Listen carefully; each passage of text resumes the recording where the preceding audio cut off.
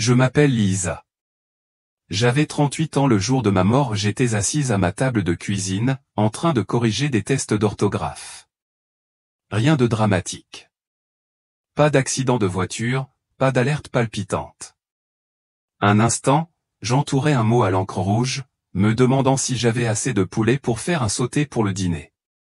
Et puis boum. Soudain, une douleur électrique et fulgurante me traversa la tête comme un éclair. C'était si intense, que je ne pus même pas réagir. Pas un cri, pas un halètement, juste un silence soudain. Mon front heurta la table en chaîne avec un bruit sourd, mais je ne l'entendis pas. Puis vint le vide. Jusque-là, ma vie était tout à fait ordinaire, et de la plus belle des manières. J'enseignais en CE2 dans une petite ville tranquille nichée en Caroline du Nord. Mon univers tournait autour de deux constantes, mon fils Josh, 8 ans, aux yeux brillants et à la curiosité infinie, et ma classe remplie d'élèves qui me faisaient rire et m'épuisaient à la fois. J'élevais Josh seul. Son père est parti avant même qu'il ait le temps de se créer des souvenirs. Nous avions toujours été seuls tous les deux, notre petite équipe, essayant de comprendre la vie ensemble. Nos journées avaient un rythme réconfortant, le bourdonnement du réveil, le chaos des dépôts à l'école, les entraînements de foot, les histoires du soir aux voix rigolotes, et les dimanches matins à l'église. Je n'étais pas parfaite, loin de là. J'étais simplement une mère qui essayait d'élever un garçon gentil, de subvenir à mes besoins avec mon salaire d'enseignante et de garder foi en un Dieu qui, pour être honnête, me semblait parfois très lointain. Mes prières étaient souvent murmurées dans le noir, à moitié endormies, emplies d'une anxiété sourde, des prières sur l'argent, sur l'avenir de Joshua, sur le fait de savoir si j'en faisais assez, si j'étais assez.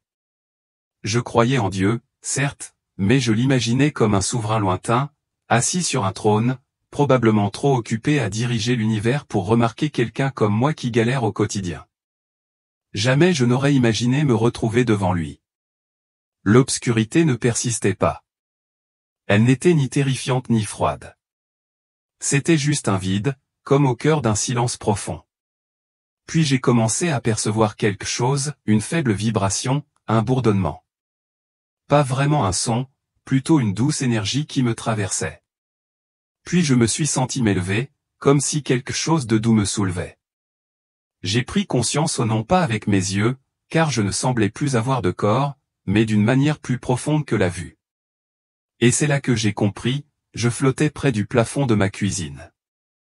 En dessous de moi, mon corps était affalé, maladroitement, sur la table. Mes cheveux bruns s'étaient répandus sur une pile de tests d'orthographe, et le stylo rouge avait roulé par terre. L'image aurait dû m'effrayer, mais non.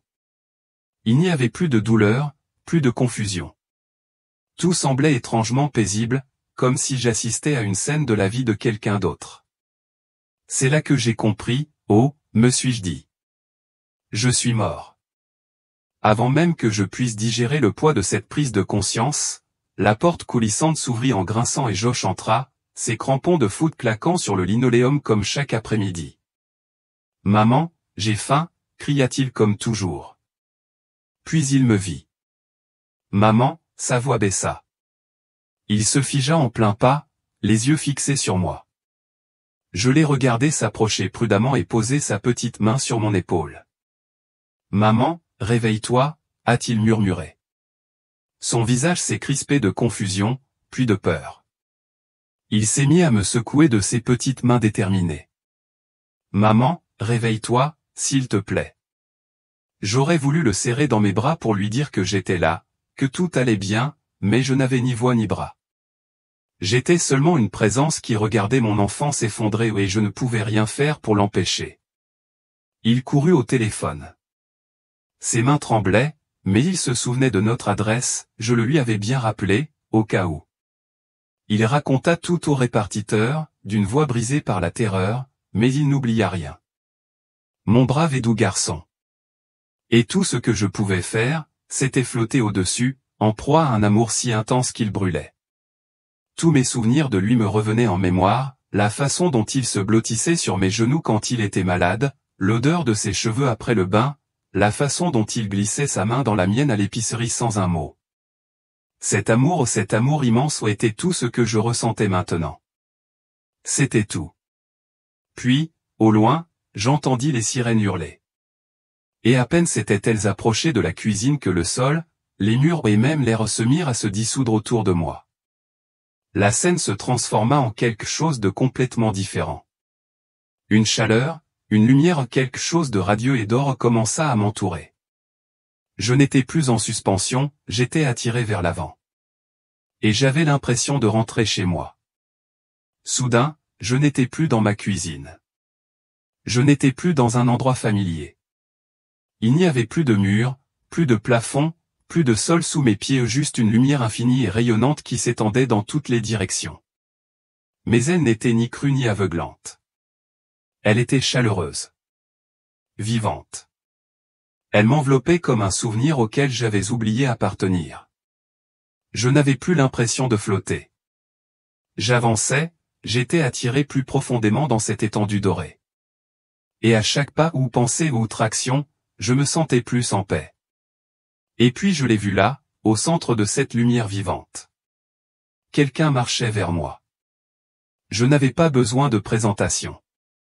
Je savais au fond de moi, au-delà des mots, que c'était Jésus. Il ne ressemblait pas au portrait que j'avais vu en grandissant, ni aux peintures de l'école du dimanche ni aux vitraux de l'église. Ceux-ci me semblaient désormais des imitations délavées et fades de l'original. Jésus n'était pas vêtu d'une robe. Il était enveloppé de la lumière qui nous entourait, vêtu d'un tissu qui semblait tissé d'amour même, chatoyant, doux et vivant. Et son visage, je n'arrive pas à le décrire, malgré tous mes efforts. Ce n'était pas seulement son apparence, c'était ce que je ressentais en le regardant. Ses yeux étaient des galaxies. Ils contenaient le temps et l'espace. Et pourtant, lorsqu'ils se sont fixés sur les miens, ils n'ont vu que moi, pas seulement la surface de moi, mais tout de moi. Ils me connaissaient, chaque secret, chaque échec, chaque moment d'erreur, chaque doute, chaque pensée égoïste, chaque mot dur que j'aurais voulu effacer. Ils voyaient tout, mais il n'y avait pas une once de jugement dans son regard, seulement de l'amour. Un amour si puissant qu'il a brisé tous les murs que j'avais érigés autour de mon cœur. Des larmes ont coulé de mes yeux, non pas de honte ou de peur, mais de soulagement. J'avais porté tant de poids, tant de fardeau pendant si longtemps. Et maintenant, en présence de cet amour, tout s'est évaporé. Je n'avais pas besoin de m'expliquer. Je n'avais pas besoin de faire semblant. J'étais chez moi. Et quand il prononça mon nom, Elisa, ce n'était pas un son que j'entendais à travers mes oreilles. C'était une résonance qui résonnait en moi. Sa voix était à la fois une symphonie et un murmure. Elle immobilisait tout en moi. Bienvenue, dit-il. Tu es aimé. C'était tout. Si simple, si complet. Je suis tombé aussi, on peut dire, à genoux. Il n'y avait pas de sol, et pourtant je me suis agenouillé. J'ai pleuré, non pas de tristesse, mais d'un profond sentiment de paix, d'appartenance. Toutes ces années où j'avais l'impression de devoir tout gérer seul, d'essayer d'être à la hauteur, de me sentir invisible, parti en un instant. Puis il a tendu la main et a touché ma joue, et je jure que j'ai senti comme la vie elle-même entrer en moi. La paix a envahi chaque recoin de moi-même, un morceau que j'avais poursuivi toute ma vie sans même le savoir. J'ai essayé, murmurai-je, les mots étranglés. J'ai vraiment essayé. Il sourit un sourire si doux, si profond, qu'on aurait dit que le ciel lui-même se penchait pour le rejoindre. Je sais, dit-il doucement. Et ton meilleur m'a toujours suffi. Il m'a aidé à me relever, et ensemble nous avons commencé à marcher non pas vers quelque chose de particulier, mais simplement ensemble. Et cela suffisait. La lumière autour de nous dansait de couleurs que je n'avais jamais vues auparavant, des couleurs qui semblaient chanter de joie. Puis il marqua une pause. Il y a quelque chose que je veux vous montrer, dit-il doucement. À propos de la prière. Et tout autour de nous commença à changer. Tandis qu'il parlait, la lumière autour de nous scintillait, et soudain, nous avions l'impression d'être au milieu d'un vaste espace ouvert, tel un théâtre de lumière et de silence. Devant nous, une scène commençait à se dessiner, claire et vivante. J'ai vu une femme agenouillée près de son lit, les épaules affaissées par la fatigue, et il y avait quelque chose sur son visage, quelque chose que j'ai immédiatement reconnu. C'était le même regard que j'avais vu dans le miroir tant de nuit, la fatigue silencieuse, le tourbillon d'inquiétude et de doute à peine contenu par la foi. Elle se mit à prier. Sa voix tremblait d'incertitude. « Ô mon Dieu, dit-elle, j'espère que tu m'entends. J'espère que tu es là. » Alors que ces mots quittaient ses lèvres, quelque chose se produisit. Je le vis non pas avec mes yeux, mais dans mon esprit. Sa prière s'éleva comme une fumée, formant un voile de lumière faible et chatoyant. Il monta vers le haut beau, mais faible. Il était étouffé comme enveloppé de brouillard. Je me suis tourné vers Jésus. Son regard était empli d'une compassion profonde, celle qui perçoit la douleur sous les mots. « Lisa, dit-il doucement, le premier mot que mes enfants doivent apprendre à éviter dans la prière est l'espoir, du moins dans le sens où il l'emploie. » Il se tourna vers la femme, puis vers moi. Quand ils disent « J'espère que tu m'entends », ils ne se rendent pas compte qu'ils sèment le doute en eux-mêmes. Ce genre d'espoir n'est pas la foi. C'est de l'incertitude. Il suggère que je ne t'écoute peut-être pas, que ma présence est douteuse. Mais je t'écoute toujours. Je suis plus proche que le souffle. Puis, d'un geste de la main, la scène changea. Je revis la même femme, mais cette fois, sa posture avait changé.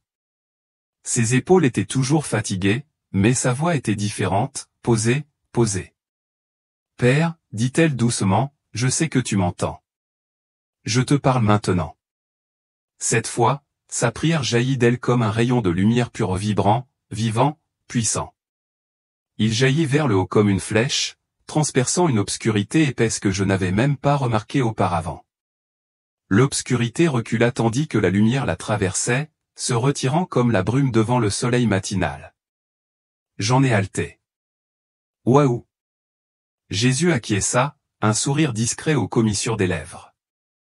La foi, dit-il, est le langage de mon royaume. Prier avec je sais au lieu de j'espère, voilà le langage de la confiance. Ce n'est pas de l'arrogance. C'est de la foi. C'est s'appuyer fermement sur la promesse que je suis toujours avec vous. Et j'ai compris qu'un petit changement dans ces paroles avait eu un poids énorme non pas parce que Dieu exige une formulation parfaite, mais parce que notre cœur suit nos paroles. La façon dont nous lui parlons façonne notre foi. Jésus laissa la scène s'estomper, mais la vérité demeurait. Et au fond de moi, quelque chose changea. J'avais passé des années à murmurer, « J'espère que tu m'entends. » J'ai pensé à ma famille, à mes amis, à ceux que j'avais serrés dans mes bras quelques jours auparavant. Étaient-ils en sécurité? Est-ce que cela les atteindrait? Est-ce que cela atteindrait Grand Rapide? Cette pensée me tordait l'estomac comme un couteau. Mon cœur se serrait d'une peur indicible. Mais même dans ce tourbillon de destruction, quelque chose manquerait, une présence silencieuse, stable et calme. Seigneur, je le sentais proche. Pas dans la tempête, mais en dessous, comme un silence dans l'œil du cyclone. Sa présence n'a pas arrêté la vague. Elle n'a pas effacé le chaos. Mais elle était là, me rassurant, ce n'était pas la fin. Pas encore. Il y avait encore plus à venir, plus à voir, même si cela me brisait le cœur. L'espace autour de nous changea à nouveau. La lumière se transforma en une nouvelle scène, cette fois à l'intérieur d'une voiture coincée dans un embouteillage. Un homme était assis derrière le volant, serrant son volant avec une frustration grandissante. Les klaxons retentissaient autour de lui. Sa mâchoire était serrée. Il marmonna dans sa barbe, puis soupira profondément, se passant la main dans les cheveux. Puis il se mit à prier. « Mon Dieu, dit-il, si telle est ta volonté, sors-moi de ce bouchon. Je vais être en retard. » Alors que ces mots sortaient de sa bouche, je remarquai quelque chose d'étrange. La prière ne bougeait pas. Elle flottait juste au-dessus de sa tête, hésitante et incertaine. Et à côté d'elle flottait un symbole vague et ondulant comme un point d'interrogation fumeux laissant planer le doute. Jésus se tourna vers moi, l'air doux mais sérieux. « Voilà la phrase à laquelle mes enfants doivent faire attention, dit-il. Si telle est ta volonté. Je le regardais, incertaine. Je l'avais dit dans mes prières toute ma vie. J'avais toujours ressenti de l'humilité. Il continua d'une voix calme mais résolue, quand on est à la croisée des chemins, incertain de la direction que je veux prendre, dire si telle est ta volonté est sage. C'est une preuve d'humilité. Cela montre qu'on désire me suivre plutôt que de suivre son propre chemin. Puis il fit un geste vers l'homme dans la voiture. Mais quand mes enfants le disent dans des situations comme celle-ci demandant la paix, la protection, la guérison ou des choses que j'ai déjà déclarées bonnes et promises dans ma parole, ils ne font pas preuve d'humilité. Ils remettent en question ma bonté. Ces mots m'ont profondément transpercé, non pas comme une réprimande, mais comme une vérité que je n'avais jamais vue auparavant. Ma volonté n'est pas un mystère en matière d'amour, de grâce, de pain quotidien. Quand tu pries pour avoir la force d'affronter la journée, pour la sécurité de ton enfant, pour la paix dans ton foyer, tout cela est déjà mon désir pour toi. Quand tu dis si telle est ta volonté, tu traites mon cœur comme s'il était incertain. Je repensais à toutes ces fois où j'avais murmuré, à travers mes larmes, Seigneur, si telle est ta volonté, aide-moi à traverser cette journée. Je pensais être respectueuse, prudente, sans présomption. Mais je réalisais maintenant que je m'étais retenu de croire pleinement qu'il voulait mon bien. Jésus a croisé mon regard. Je veux que mes enfants viennent à moi avec assurance, a-t-il dit. Non pas comme des mendiants qui craignent d'être refoulés, mais comme des fils et des filles qui savent qu'ils ont leur place à table. Venez avec confiance. Parlez avec assurance. Vous connaissez déjà mon cœur. La scène s'est estompée, mais ces paroles sont restées gravées dans ma mémoire. J'avais prié comme si je n'étais pas sûr que Dieu répondrait oui. Maintenant, je comprenais que je pouvais prier, sachant qu'il l'avait déjà fait. Alors que la vision changeait à nouveau, j'ai senti une tension dans ma poitrine, comme si je savais déjà que la suite allait me faire mal. Et c'était le cas. J'ai vu une jeune femme assise seule dans une pièce faiblement éclairée. Elle était recroquevillée, le visage baigné de larmes fraîches. Ses mains étaient jointes, tremblantes sur ses genoux. Sa voix était tremblante, fragile, imprégnée de chagrin. « Seigneur, murmura-t-elle, je sais que je ne mérite pas de te demander quoi que ce soit. J'ai fait tant d'erreurs, j'ai encore péché cette semaine. Je ne suis pas digne. Mais s'il te plaît, pourrais-tu guérir mon ami ?» Tandis que ces mots s'échappaient de ses lèvres, j'ai vu quelque chose que je n'oublierai jamais. Des chaînes grises, lourdes et froides ont commencé à l'entourer. Elles ne venaient de personne d'autre. Elles ne venaient pas de l'extérieur. Elles étaient nées de ses propres mots, je ne suis pas digne. Je ne mérite pas ça. Elles s'enroulaient autour d'elle comme des vignes de honte, l'alourdissant, freinant sa prière. L'appel qu'elle avait lancé pour quelqu'un d'autre s'éleva à peine au-dessus de sa tête. Il fut étouffé avant même d'atteindre le ciel. Les larmes me brûlèrent les yeux. Cette scène me toucha profondément, car j'avais prié ainsi. J'avais vécu ainsi. Jésus s'est approché de moi et, tandis qu'il entourait mes épaules de son bras, le poids de l'amour et de la tristesse en sa présence m'a submergé. C'est celui-là, dit-il doucement, qui brise le plus le cœur du ciel. Sa voix tremblait, non pas de faiblesse, mais de sainte passion. Quand mes enfants disent « je ne suis pas digne », ils croient faire preuve d'humilité. Mais ils oublient pourquoi je suis mort. Je n'ai pas enduré la croix pour qu'ils restent ensevelis dans la culpabilité. J'ai donné ma vie pour les libérer à jamais de cette culpabilité. Il marqua une pause, et je sentis ces mots percer des couches que je n'avais même pas conscience de porter en moi. Quand tu me rappelles ton indignité, dit-il, tu me dis, d'une certaine manière, que mon sacrifice n'était pas suffisant mais il l'était. Il était plus que suffisant. Ses yeux ont scruté les miens. Tu n'es pas digne parce que tu as tout fait correctement, a-t-il dit. Tu es digne parce que je l'ai fait. Quand tu pries, tu ne viens pas en ton nom. Tu viens en mon nom. Tu es couvert de mon sang. Tu es mon bien-aimé. Les chaînes de la femme disparurent, et la scène changea à nouveau. Cette fois, je la vis agenouillée au même endroit, mais sa posture avait changé. Elle n'était plus accroupie, honteuse. Elle était soulevée, stable, assurée. « Père, dit-elle d'une voix forte et pleine de confiance, je viens à toi au nom de Jésus. Merci de pouvoir me tenir devant toi grâce à lui. Je te demande de guérir mon ami, non pas parce que je l'ai mérité, mais parce que tu es bon. » Cette fois, ces paroles jaillirent d'elle comme une vague de lumière blanche et éclatante. Elles ne s'élevèrent pas seulement, elles rugirent vers le haut, tel un pilier de puissance.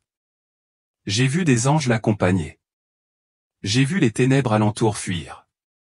Puis une douce lumière guérisseuse descendit vers celui pour qui elle priait. La différence était stupéfiante. Jésus se tourna vers moi. Voilà ce que signifie prier en tant qu'enfant de Dieu.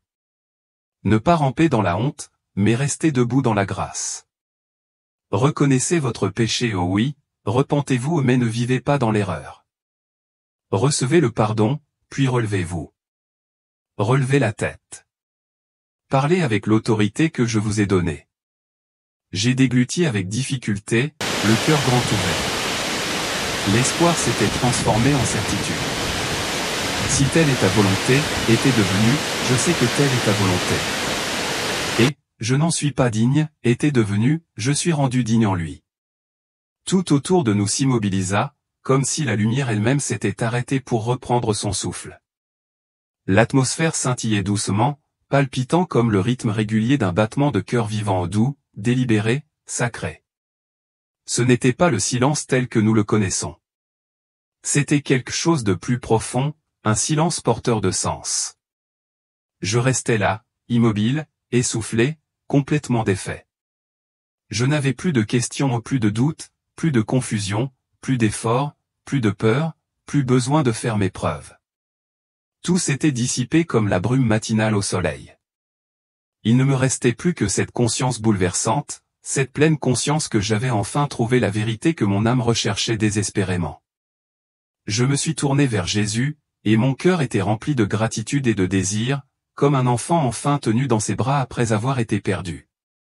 Merci, murmurai-je, les mots tremblants sur mes lèvres, trouvant à peine le chemin de ma gorge. Je ne savais pas. Je n'ai jamais rien su de tout ça. Il souriait haut, comme il souriait de toute sa présence. Ce sourire contenait l'éternité.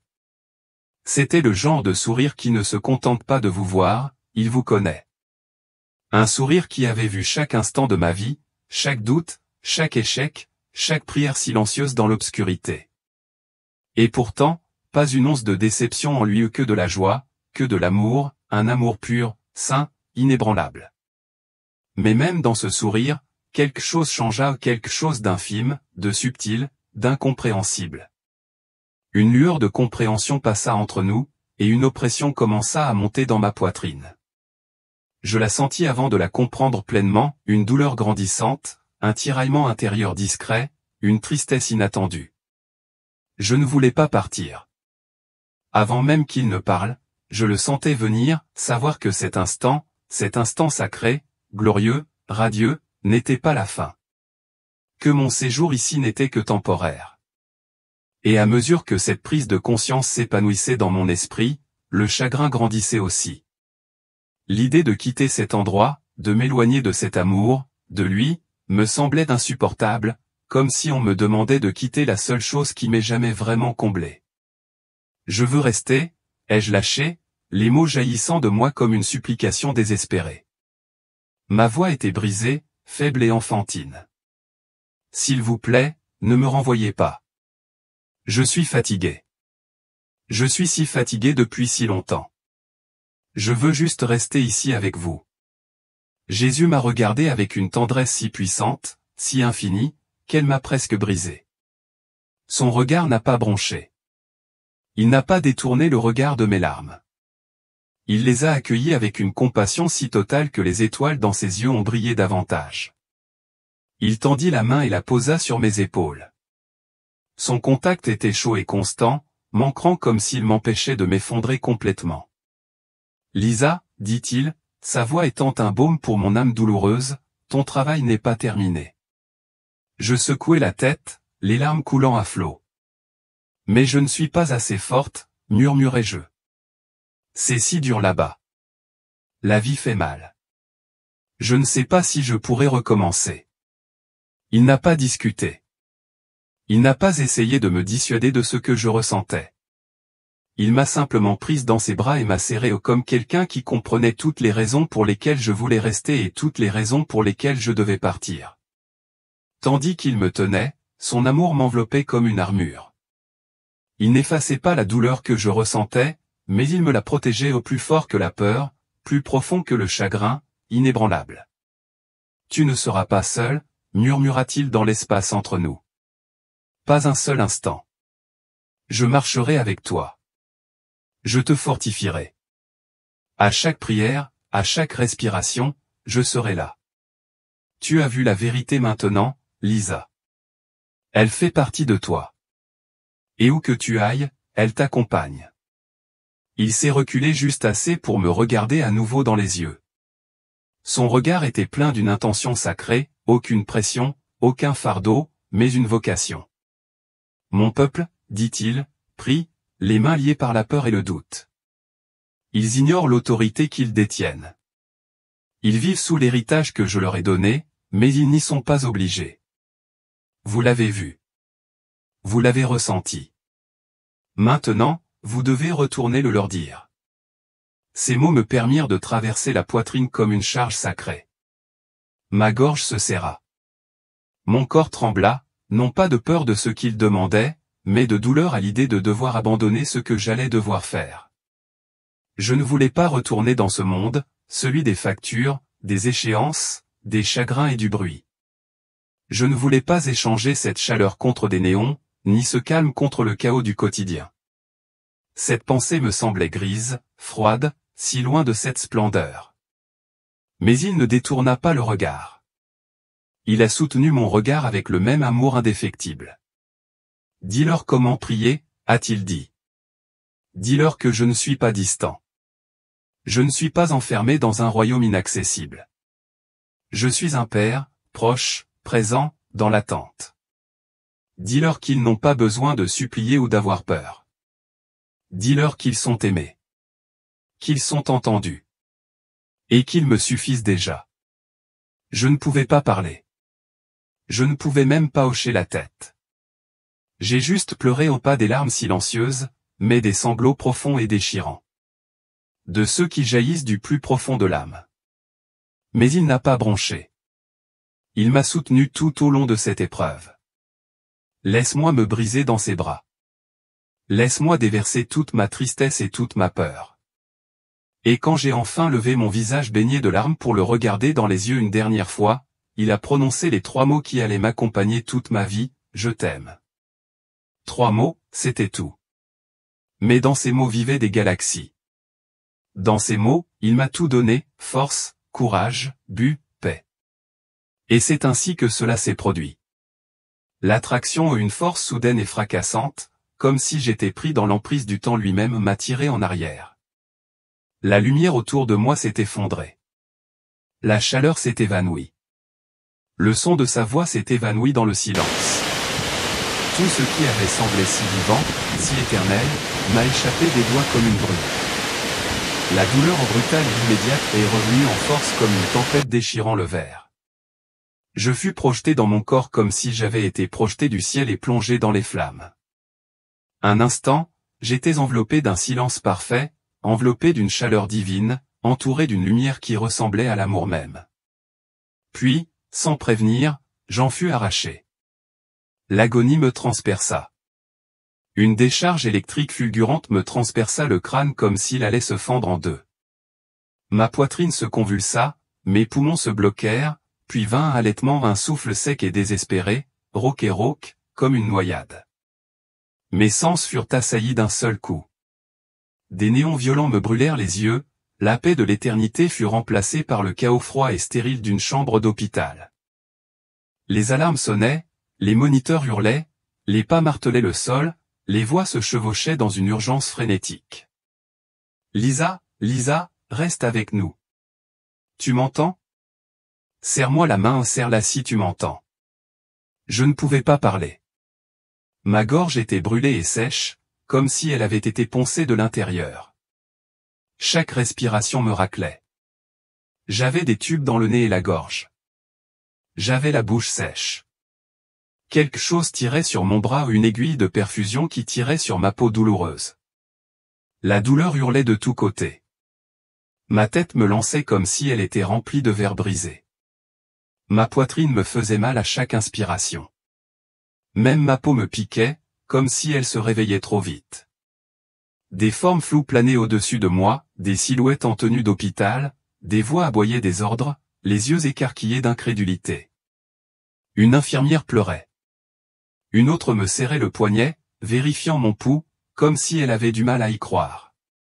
Elle est de retour, murmura quelqu'un, comme pour ne pas porter malheur. Elle est vraiment de retour. Je clignai lentement des yeux, les paupières lourdes comme du plomb. Le monde se brouillait et se déformait.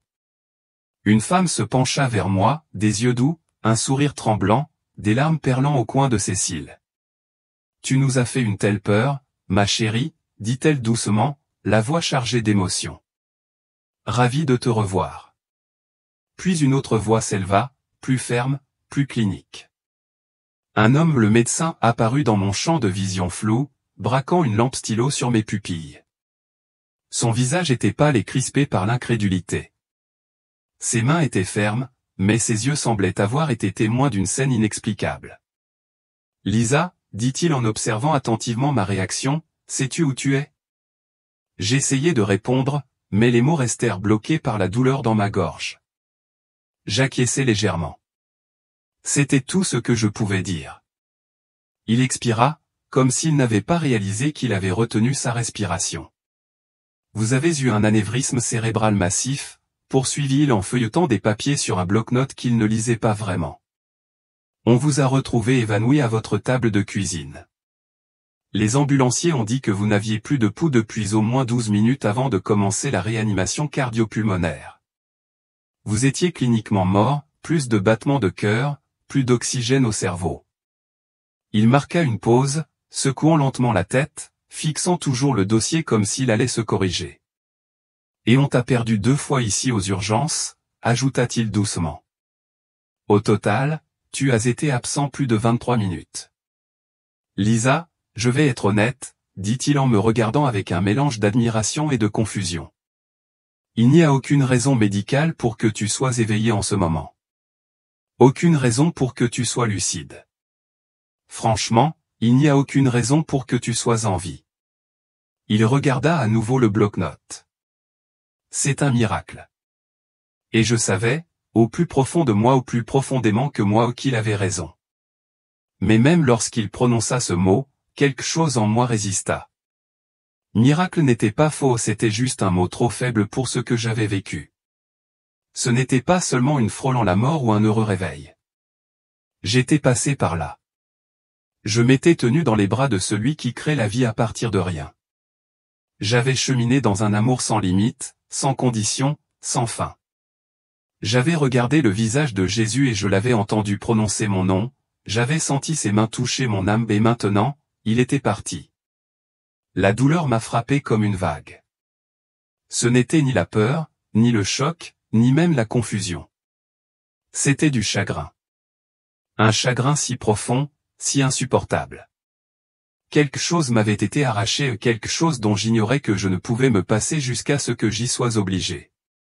La perte de lui, de la lumière, de l'étreinte, de la paix parfaite était plus douloureuse que les aiguilles, les compressions thoraciques, ou même la brûlure dans mon cerveau. J'ai légèrement tourné la tête, les larmes coulant sur l'oreiller raide de l'hôpital, et j'ai pleuré.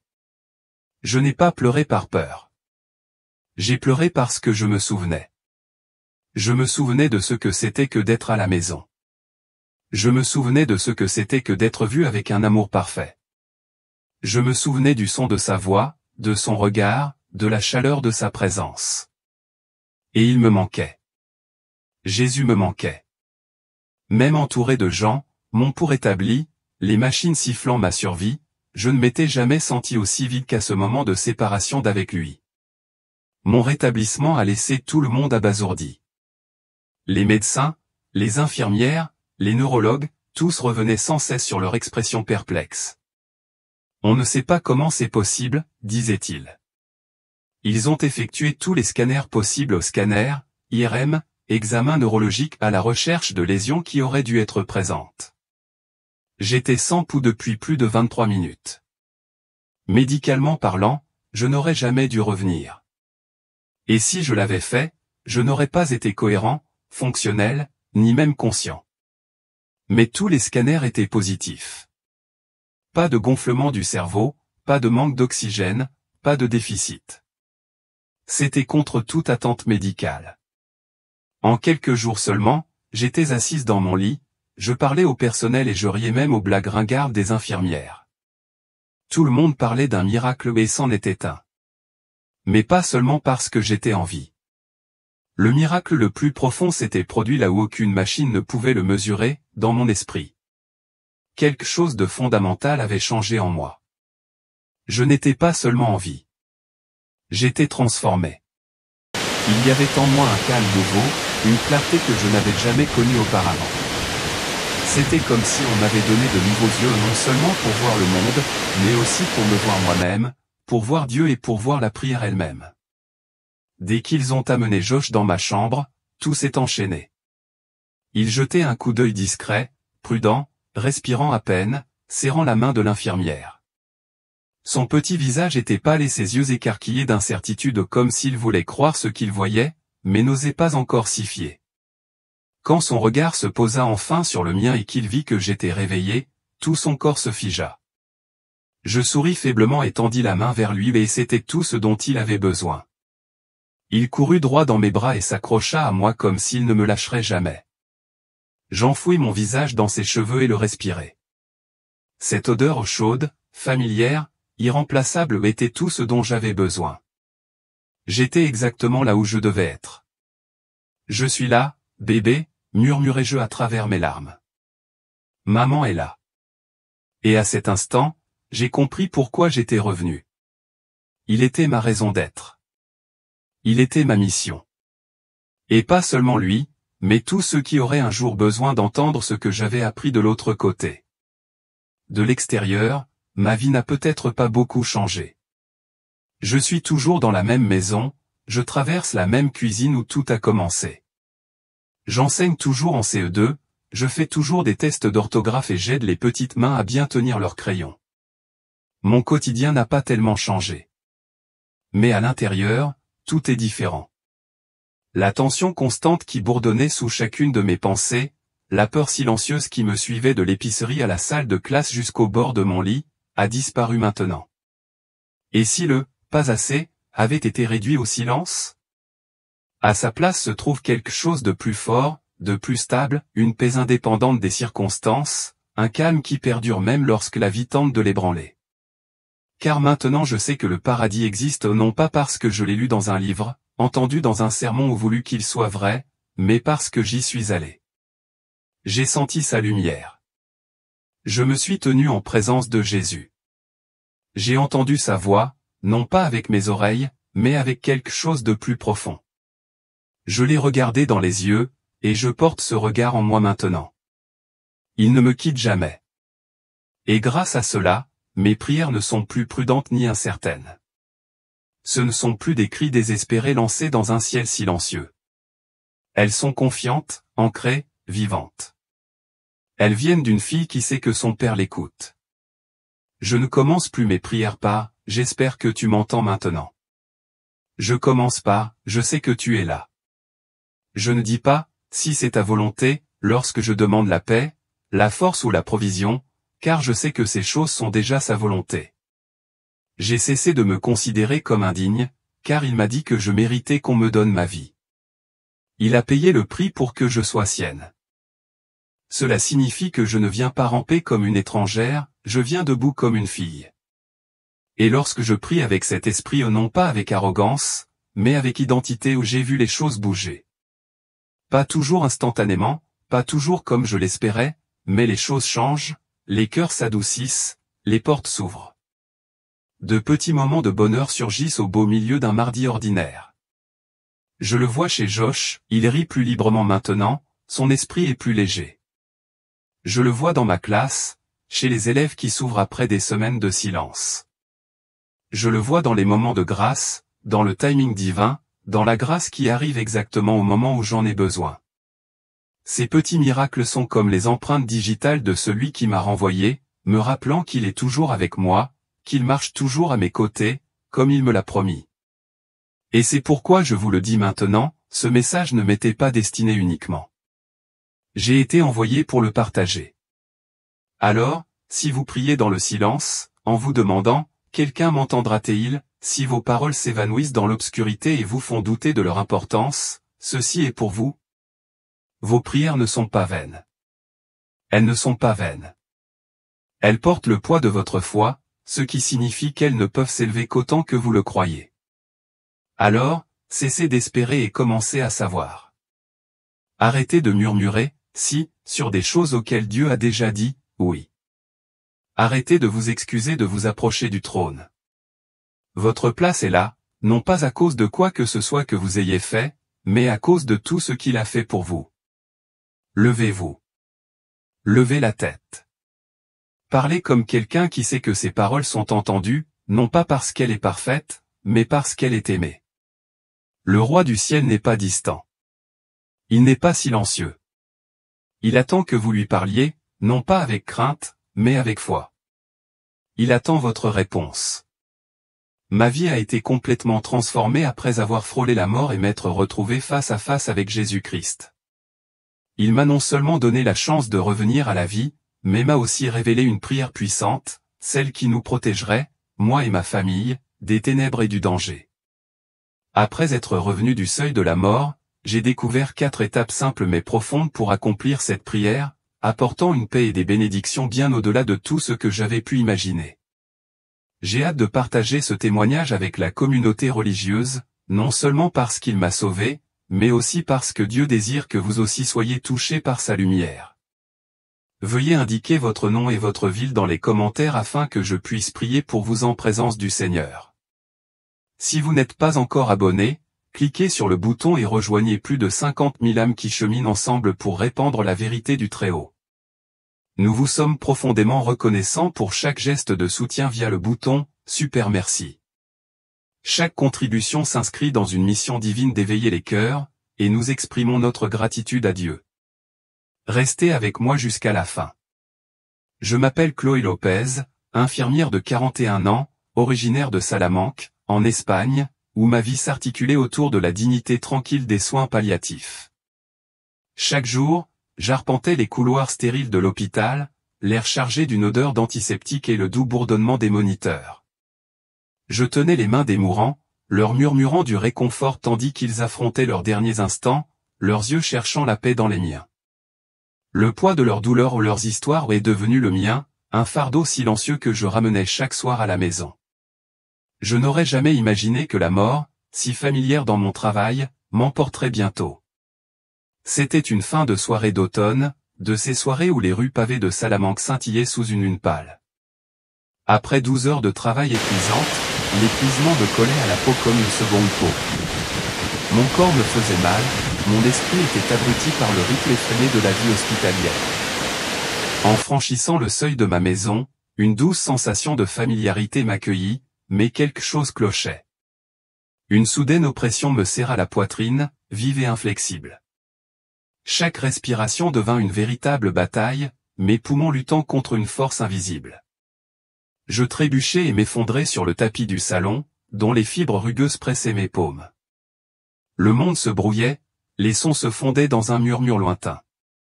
Carlos, mon mari, me trouva, son appel frénétique résonnant tandis qu'il appelait à l'aide. Les ambulanciers firent irruption par la porte, leurs mouvements rapides, leurs équipements claquants. Mon cœur, autrefois stable, se tut, mon corps resta sans vie pendant près de 20 minutes.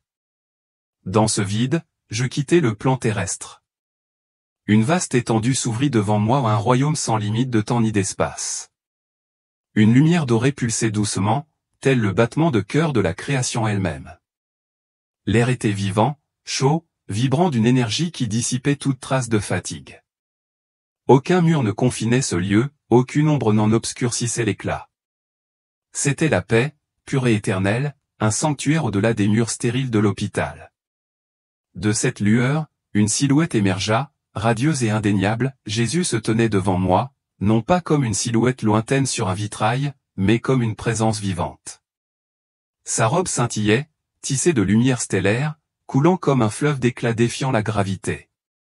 Ses yeux, profonds comme des mers éternelles, exprimaient à la fois miséricorde et autorité, scrutant chaque recoin de mon âme.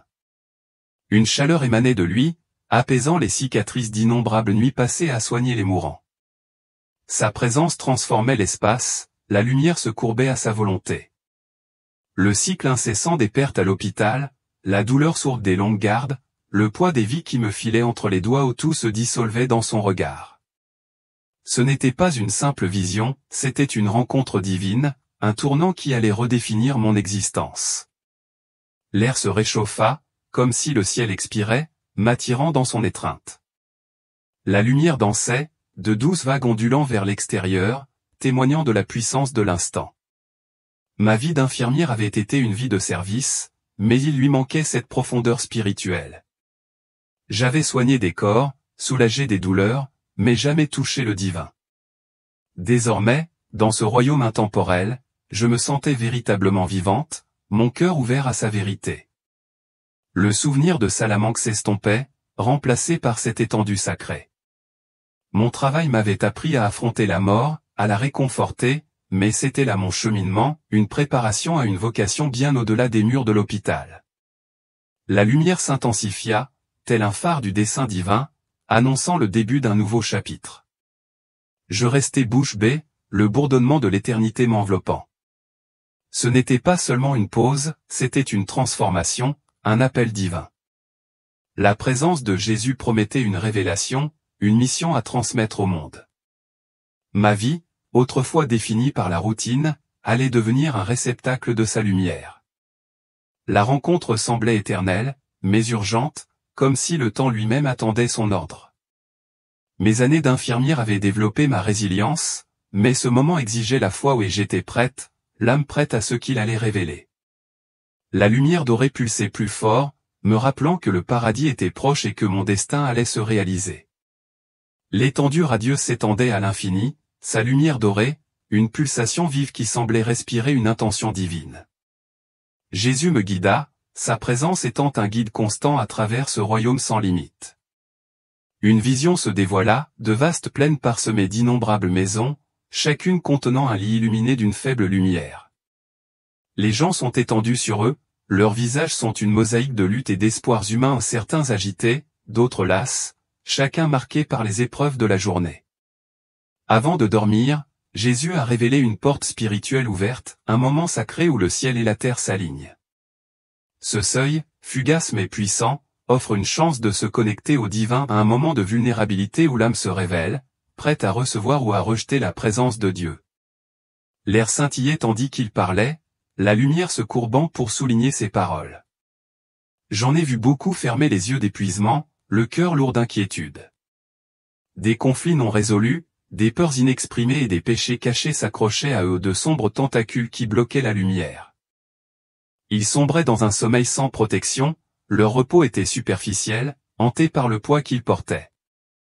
Leur maison était plongée dans la pénombre, l'air chargé d'agitation. D'autres, en revanche, s'approchaient de cette porte avec intention. Ils priaient, remerciaient, confessaient leurs torts, invitaient le Saint-Esprit. Une douce lueur les enveloppait, un bouclier de paix qui tenait bon toute la nuit. Leur repos était profond, préservé du chaos du monde, leur maison devenait des sanctuaires rayonnants. Une femme dans une maison modeste attira mon regard. Son visage, marqué par les rides de l'attention, s'adoucit tandis qu'elle murmurait sa gratitude avant de s'endormir. Ces mots, simples mais sincères, illuminaient sa chambre d'une lumière chaleureuse, la transformant en un havre de paix. L'air s'allège, comme si le ciel lui-même s'y était installé. Il ne s'agissait pas de rituels rigides ni de règles dogmatiques, c'était une relation vivante, un pont vers Dieu construit dans les moments de calme précédant le repos. La simplicité de cet acte, son accessibilité à tous, possédait une force qui a bouleversé mon âme. La vision s'est approfondie, révélant d'innombrables âmes à travers l'Espagne, ignorant cette opportunité sacrée. La présence de Jésus s'est intensifiée, sa lumière, un phare porteur de sens. Ma mission était claire, partager cette vérité, enseigner aux autres, ouvrir cette porte. La nuit n'était pas seulement faite pour dormir.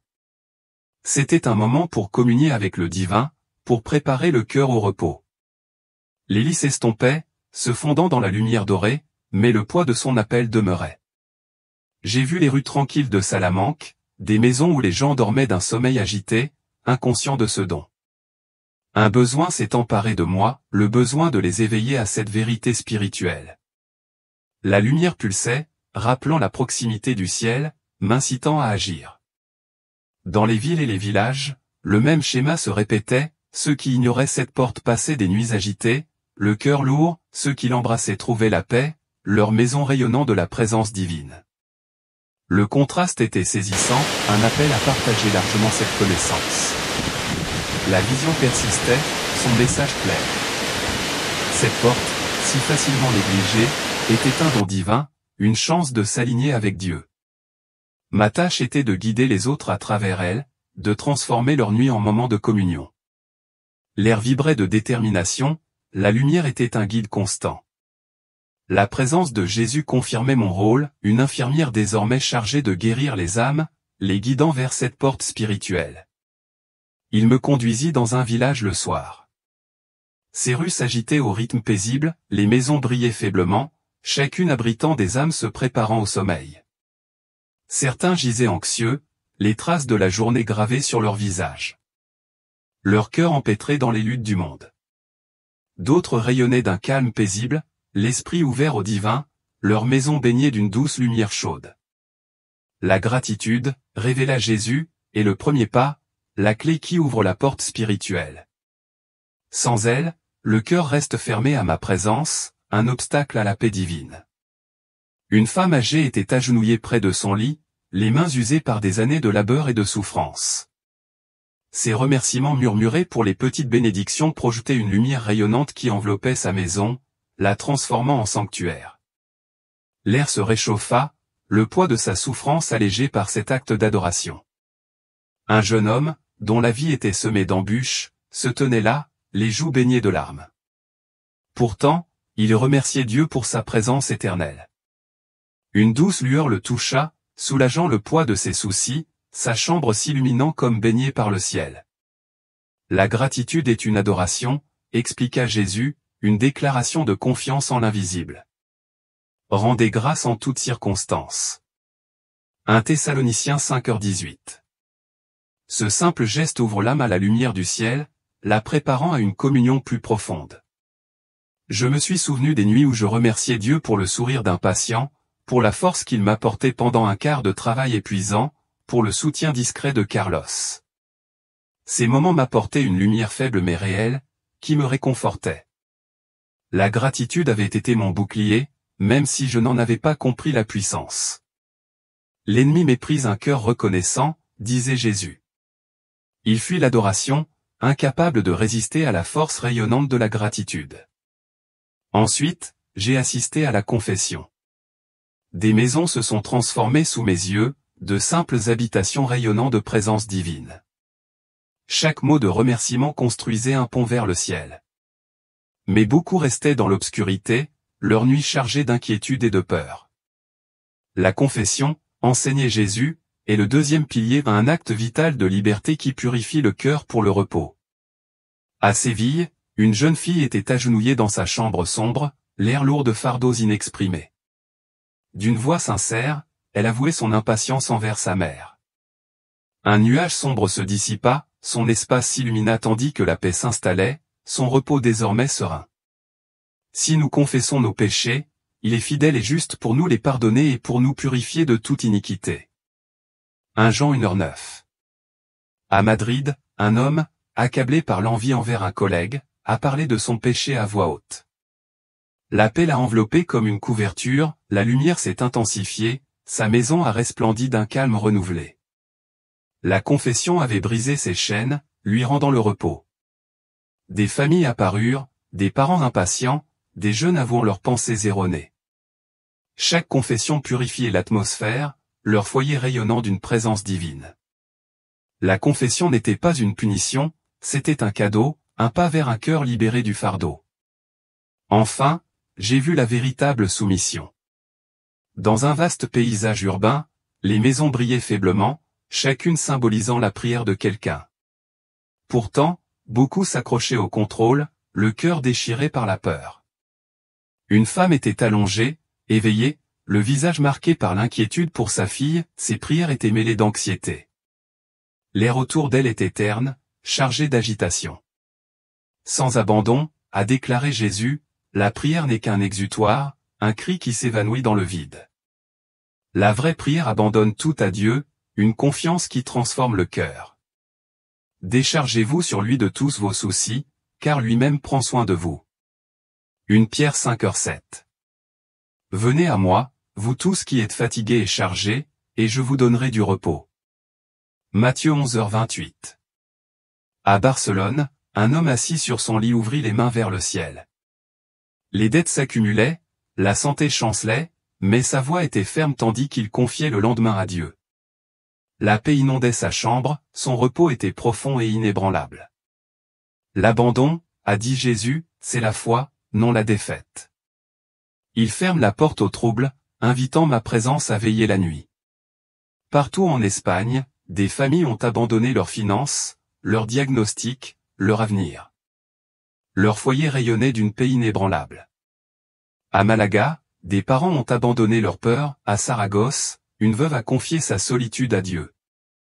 Chaque cœur abandonné est devenu une forteresse, le chaos étant exclu. Ma vision s'est étendue au-delà de l'Espagne d'innombrables foyers à travers le monde. Nombreux étaient ceux qui priaient, mais gardaient le contrôle, leur repos était superficiel, leur esprit épuisé. Ceux qui se rendaient devenaient des phares de paix, leur nuit des rencontres divines. La vision s'estompa, mais sa lumière persista. Ma mission était claire, enseigner ces 3 étapes: gratitude, confession, abandon et guider les autres pour qu'ils transforment leur nuit en rencontre sacrée. La nuit pouvait être plus qu'un simple repos, elle pouvait être une rencontre avec le divin, une préparation pour l'âme. L'air vibrait encore de détermination, la lumière, un guide constant.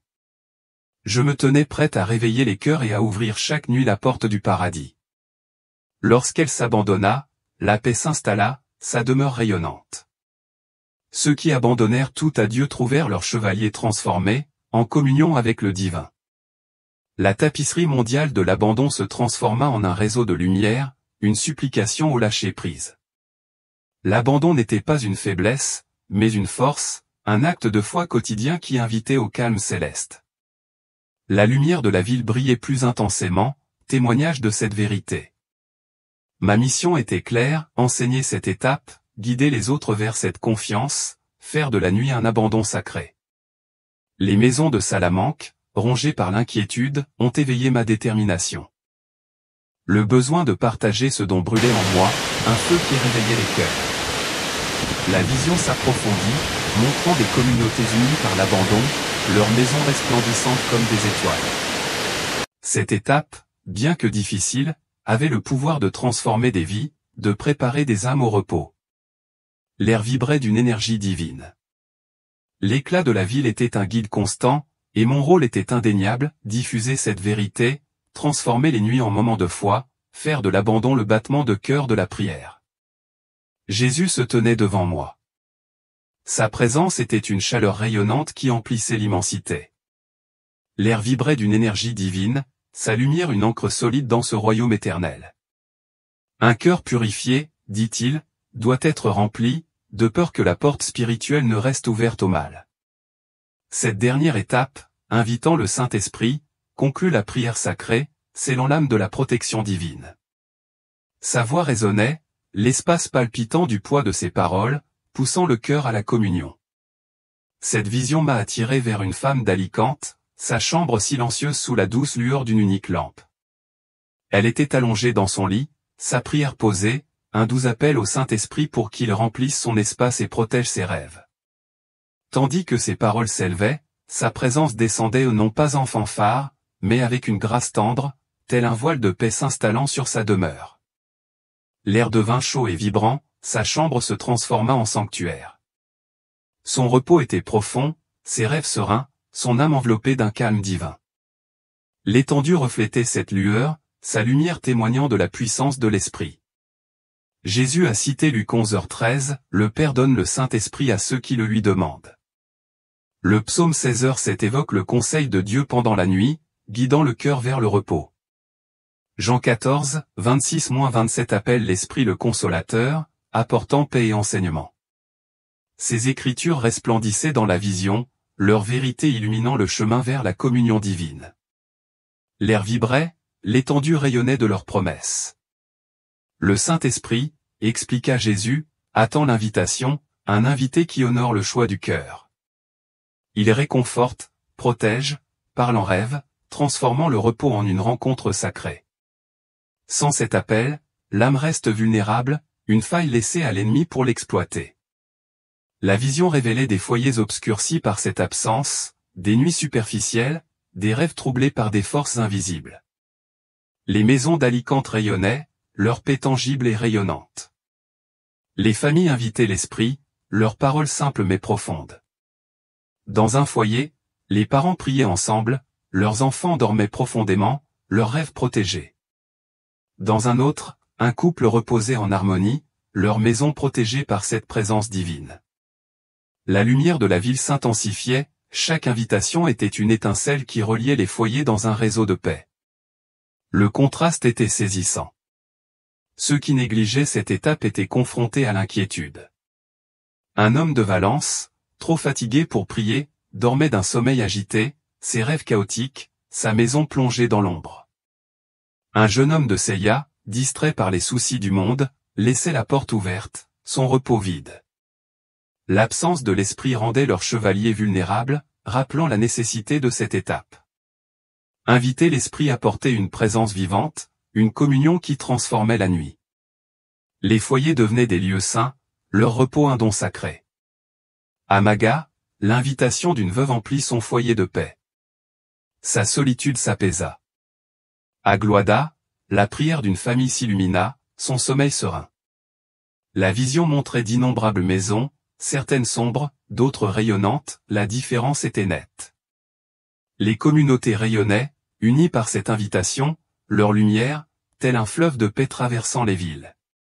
Dans les petits villages, les familles priaient ensemble, leurs maisons de véritables forteresses de calme. Dans les villes animées, des individus invoquaient l'esprit, leur lumière tissant une tapisserie de présence divine. La vision globale révélait des âmes du monde entier, dont beaucoup dormaient sans cette invitation, leur repos inachevé. Ceux qui invoquaient l'esprit trouvaient la paix, leur nuit de véritables moments de communion. La maison de cette femme restait gravée dans mon esprit, son éclat témoignant du pouvoir transformateur de l'esprit. Ce n'était pas un rituel, mais une relation, une invitation quotidienne à la présence divine. La leçon était urgente, un appel à franchir pleinement cette étape, à faire de la nuit un temps de communion. Les maisons de Salamanque, dont beaucoup ignoraient cette invitation, ont éveillé ma détermination. Le besoin d'enseigner ce dont brûlait en moi, un feu qui éveillait les cœurs. La vision s'est approfondie, révélant des communautés du monde entier, des villes imposantes aux paisibles hameaux. Nombreux étaient ceux qui négligeaient cette étape, leur nuit était troublée, leur esprit abattu. Ceux qui invitaient l'esprit trouvaient leur demeure rayonnante, leur repos un havre de paix. Le contraste était une supplication, un appel à sceller la prière par cet acte. Cette étape n'était pas facultative, c'était le sceau, l'acte final qui protégeait l'âme. L'étendue rayonnante confirmait cette vérité, sa lumière un guide constant.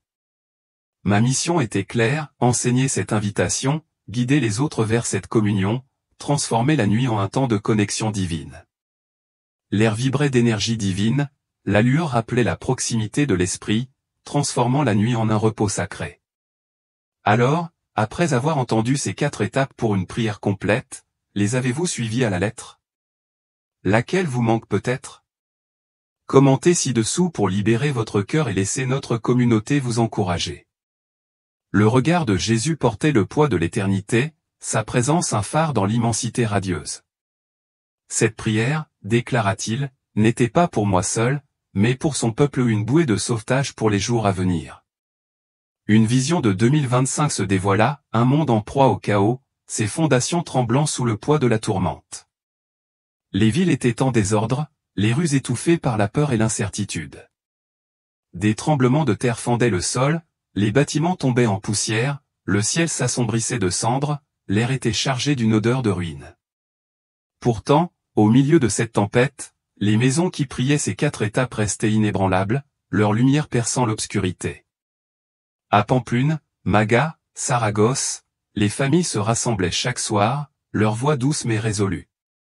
Elles rendaient grâce, se confessaient, s'abandonnaient et invitaient le Saint-Esprit. La lumière jaillit, tel un bouclier rayonnant, enveloppant les écumes, les transformant en sanctuaires. La paix céleste descendit, un calme qui défiait le chaos du monde. Cette prière est un refuge, dit Jésus, une forteresse pour les temps troublés. Elle doit être enseignée de toute urgence, un phare pour ceux qui sont perdus dans la tempête. Là où il est accueilli, la protection suit une promesse divine qui tient bon. Dans un rêve, j'ai vu les ténèbres s'abattre sur la terre. Des bâtiments s'effondraient, des voix criaient de désespoir. Pourtant, les maisons en prière brillaient, leur lumière, tel un phare au milieu des ruines, leur repos imperturbable. Le contraste était saisissant, témoignant du pouvoir de la prière. C'est la survie spirituelle, expliqua Jésus, une oreille attentive à sa voix. Les familles s'agenouillaient, leurs simples paroles défiant le chaos environnant. Leur repos demeurait stable, un don divin qui les soutenait toute la nuit. Le monde allait vaciller, mais la paix était possible. Ces pas formaient une marche, un bouclier contre la peur et le désespoir. Ma mission était claire, partager cette vérité, préparer les cœurs aux épreuves de 2025. Les communautés unies par la prière rayonnaient, leur lumière tissant une tapisserie à travers les villes. La vision incitait à l'action, à un appel à enseigner largement cette prière. L'année 2025 approchait, une tempête pointait à l'horizon, mais ses pas offraient un abri. J'ai vu les rues de Salamanque, les maisons plongées dans la peur. Le besoin de répandre cette prière brûlait en moi, un feu pour réveiller les cœurs. La lumière pulsait, me poussant à agir pour transformer les nuits en instants de protection divine. La vision s'est approfondie, révélant d'innombrables âmes à travers le monde. Beaucoup affrontaient 2025 sans préparation, leurs nuits agitées. Ceux qui priaient ces étapes trouvèrent refuge, leur maison rayonnant de paix. La leçon était urgente, un appel à se préparer.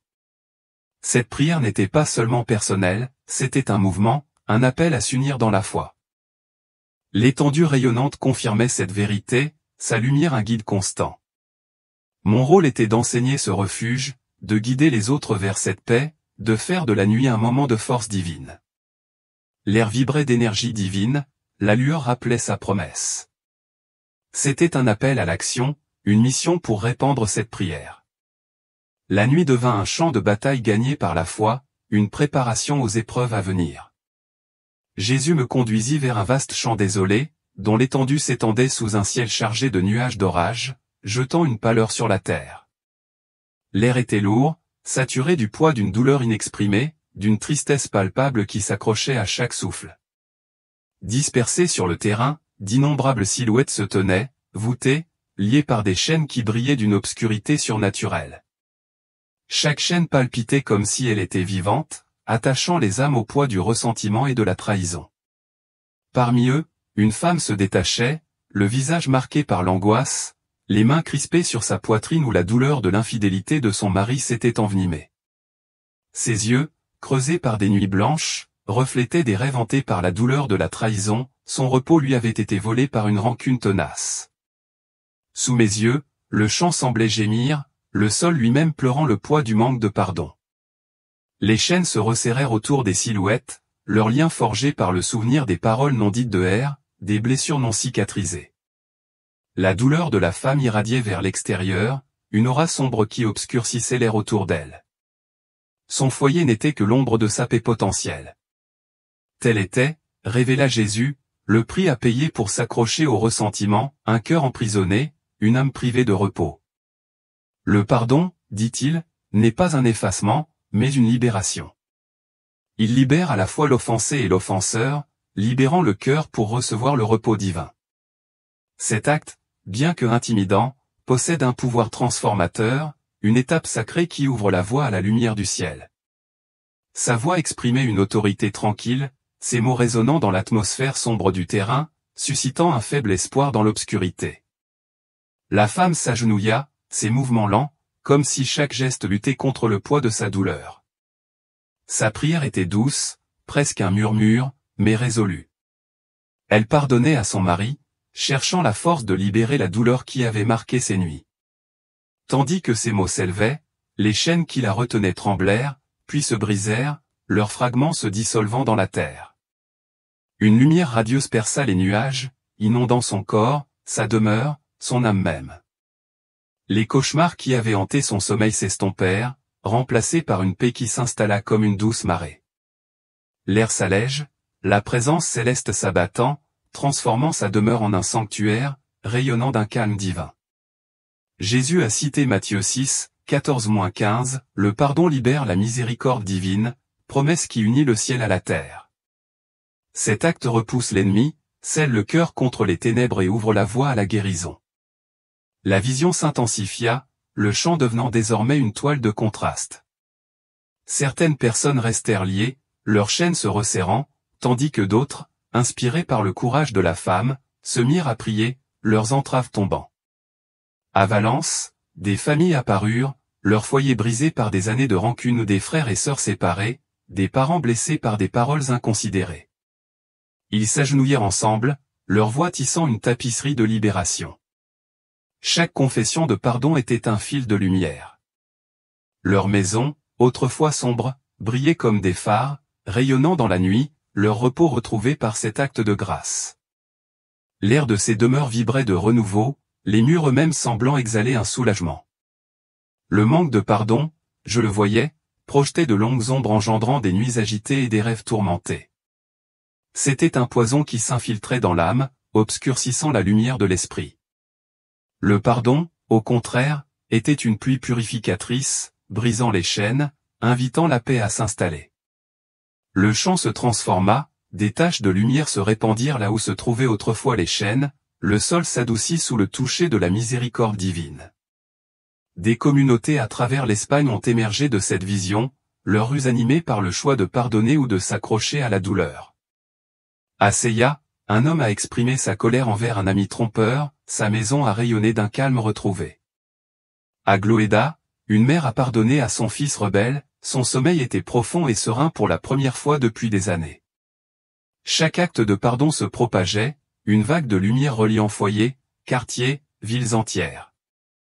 La leçon était urgente, le pardon n'est pas une faiblesse, mais une force spirituelle, un pont vers le repos divin. Il exige du courage, une volonté de lâcher prise, mais sa récompense est la liberté, un cœur libéré, une nuit transformée. Les maisons de Salamanca apparurent, souvent assombries par le manque de pardon, leur repos superficiel, leurs rêves longs. Le besoin d'enseigner cette étape brûlait en moi, un feu pour éveiller les cœurs. La lumière pulsa, m'incitant à diffuser ce don, à guider les autres vers cette libération, à faire de la nuit un terrain propice à la guérison. La vision s'approfondit, révélant des communautés du monde entier, des villes animées aux villages reculés.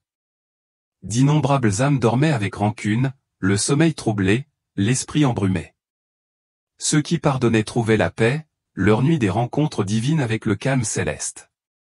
Le contraste était un appel, un plaidoyer pour franchir cette étape, pour choisir la liberté plutôt que les chaînes. Cet acte était essentiel, pierre angulaire de la prière sacrée. L'étendue rayonnante affirmait cette vérité, sa lumière un guide constant.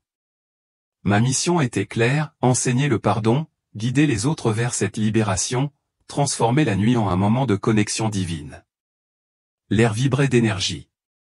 Les chants rayonnaient, rappel du pouvoir du pardon, préparation sacrée au repos du cœur. Jésus m'a conduit à une rivière, dont les eaux, tel un miroir scintillant, reflétaient les paroles de l'humanité. La surface était vivante, ondulante sous le poids des paroles. Certains courants coulaient clairs, purs de bonté, de vérité et d'amour, leurs ondulations scintillant d'une lumière radieuse. D'autres étaient sombres, souillés par la cruauté, la colère et la tromperie, leurs eaux lourdes d'ombre, tourbillonnant sous un poids menaçant. Le fleuve était vaste, s'étendant à perte de vue, témoignage du pouvoir des mots à façonner le monde spirituel. Un homme de Bilbar se tenait au bord du fleuve, ses mots tranchant comme des lames tandis qu'il parlait durement à son enfant. Chaque syllabe tombait comme une pierre, noircissant l'eau, créant des ondulations d'obscurité qui se propageaient au loin. Sa demeure, visible au loin, s'obscurcissait, ses murs semblant absorber l'obscurité. Son sommeil, je le voyais, était rongé par le chaos, ses rêves brisés, le repos volé par le poids de ses paroles insouciantes. Les courants sombres du fleuve reflétaient l'agitation de son âme, illustration frappante du pouvoir des mots d'empoisonner ou de purifier. La voix de Jésus s'éleva, résolue, citant Proverbe 18h21, la langue a pouvoir sur la vie et sur la mort. Les mots façonnent l'atmosphère spirituelle, façonnant le repos de l'âme, une force qui exige la pleine conscience. Cette vérité illuminait la vision.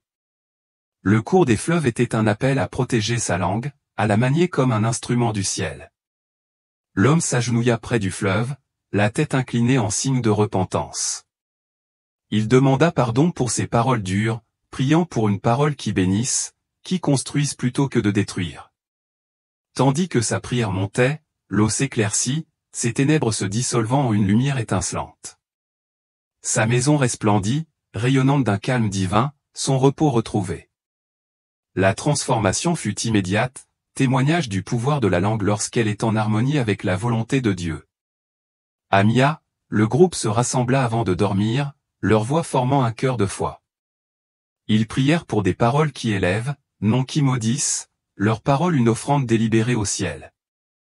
La lumière les entoura, leur maison rayonnante, leur repos assuré. La rivière reflétait leurs paroles, ses courants purs, ondulant d'une paix qui protégeait leur nuit.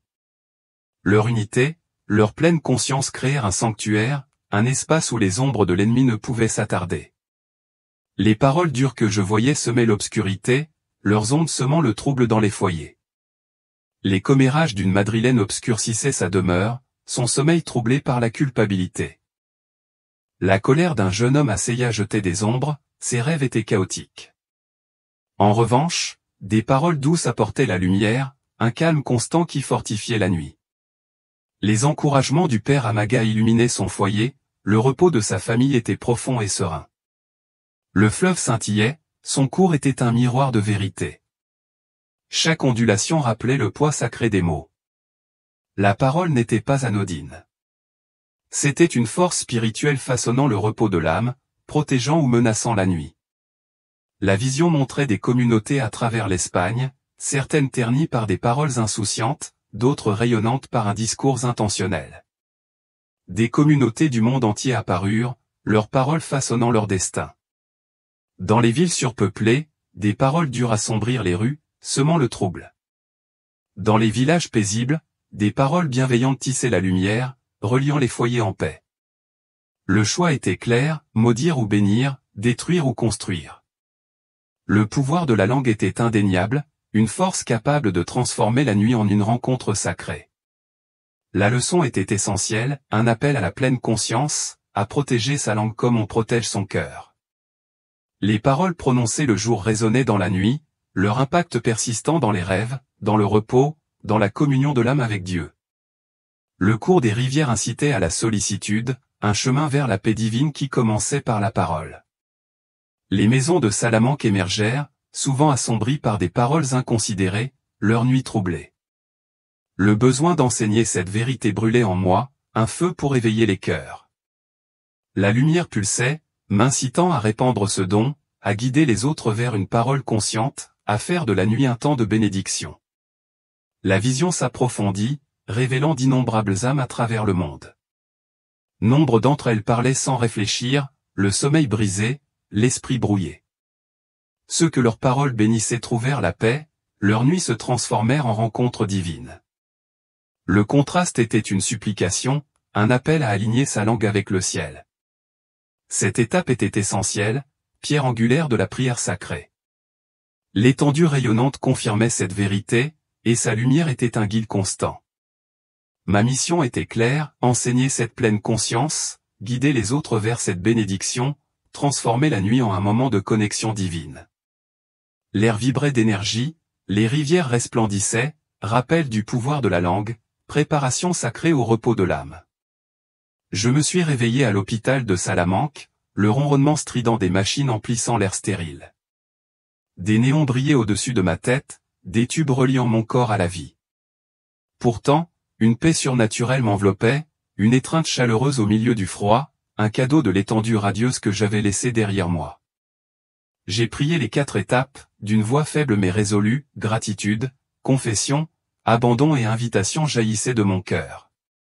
Chaque mot apportait un calme divin, une paix plus profonde, un bouclier contre le chaos de l'hôpital. Mon repos était un moment sacré. Carlos était assis à mes côtés, le visage marqué par l'inquiétude. Je partageais les pas, le guidant doucement. Il murmurait à l'oreille du Saint-Esprit, sa respiration s'apaisant tandis qu'il dormait profondément, une paix qu'il n'avait pas connue depuis des jours. Son repos témoignait du pouvoir de la prière. Esther, une patiente, luttait contre l'insomnie chronique, les yeux creusés par l'épuisement. Je lui ai enseigné les étapes mot pour mot, ses mains tremblantes tandis qu'elle priait. Cette nuit-là, elle dormit 7 heures, la paix adoucissant son visage, sa chambre rayonnant d'une lumière divine. Un homme souffrant de douleurs chroniques trouvait le repos, ses nuits n'étaient plus tourmentées par l'agonie. Un adolescent hanté par des cauchemars rêvait paisiblement, son sommeil était un don du ciel. Chaque prière apportait de la lumière, une vague de changement qui se propageait dans tout l'hôpital. Des collègues se sont joints à moi, priant avant la fin des services, leur voix formant un chœur discret. Des familles s'agenouillaient, parents et enfants unis dans la foi. Les maisons rayonnaient, l'anxiété s'estompant, leur repos une rencontre sacrée avec le divin. Un voisin, sceptique quant à la foi, a essayé les marches, sa curiosité l'emportant sur le doute. Il a senti une présence indéniable et réelle, son repos transformé. Le Saint-Esprit agissait, touchant même ceux qui étaient hors de la bergerie, témoignage de sa portée. J'ai consigné chaque histoire, chaque transformation, ma plume étant un instrument de la mission divine. Ce n'était pas un secret à garder, mais une vérité à partager, un appel de Jésus à répandre sa lumière. L'hôpital devint un phare, ses couloirs vibrants d'espoir. Des groupes se formèrent, de simples rassemblements dans les maisons et les services. Infirmières, amis, patients embrassèrent les pas, leurs prières formant un réseau de lumière. La paix grandit, les relations se renouvelèrent, un héritage du ciel qui transforma des vies. La vision persistait, un feu en moi m'incitait à enseigner cette prière. Les maisons de Salamanque, autrefois sombres, commencèrent à s'illuminer, leur nuit transformée. Mon rôle était clair, guider les autres vers cette paix, faire de la nuit un moment de connexion divine. L'air vibrait d'énergie divine, les hôpitaux rayonnaient, un guide constant. C'était un mouvement, un appel à éveiller les cœurs du monde entier. La nuit devint une rencontre sacrée, un cadeau pour tous ceux qui franchissaient ces étapes. L'histoire de Chloé n'est pas seulement un témoignage personnel, mais un modèle pour tous les croyants des jours à venir. Même si 2025 promet d'être rempli de difficultés et de défis, nous pouvons trouver le véritable repos en pratiquant fidèlement la prière en 4 étapes avant de dormir. Dès maintenant, l'animateur vous invite à commencer par exprimer votre gratitude pour chaque petite bénédiction que Dieu vous a accordée aujourd'hui. Puis, confessez honnêtement vos imperfections. Confiez-lui ensuite toutes vos angoisses et vos intentions. Et enfin, invitez le Saint-Esprit dans votre cœur. Après avoir essayé, n'hésitez pas à partager vos réflexions et expériences dans les commentaires, car votre témoignage pourrait fortement encourager beaucoup d'autres personnes.